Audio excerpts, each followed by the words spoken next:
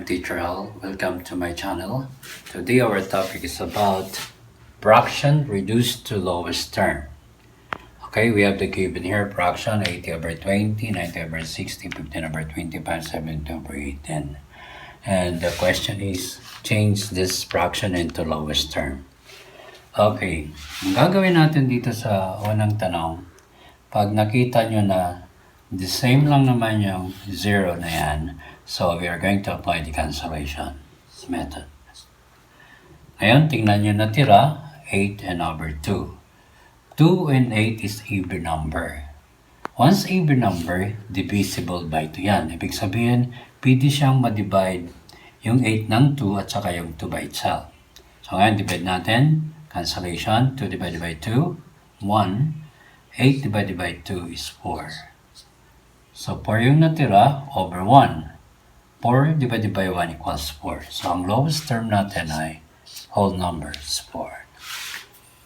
At the same example, we have here 0, 0, cancel na yan.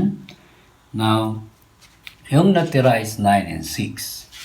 Yung 9 and 6 ngayon ay divisible by 3. Ibig sabihin, pwede siyang ma-divide yung 6 by 3 at saka yung 9. So, ipa-apply natin yung cancellation method.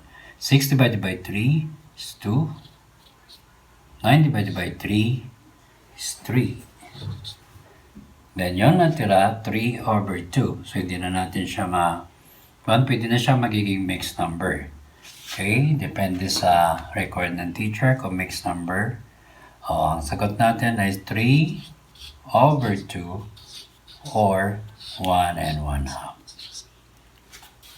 Okay? Number 3, 15, 25. 5 is divisible by 5, yung 15 and 25. So, divide natin siya ngayon by 5. 15 divided by 5, 3. 25 divided by 5 is 5. 3p ngayon ang sagot natin. Ang lowest term niya is 3p. Yung last, 72 over, hindi natin ma-apply yung divisibility. So, gamit tayo ng ibang methods. Greatest common factor.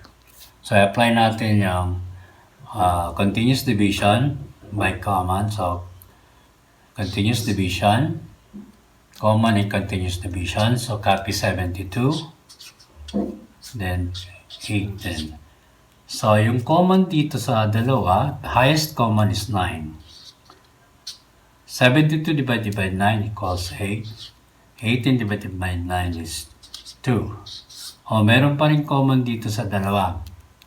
Pinaka-common dito ay by 2. Okay?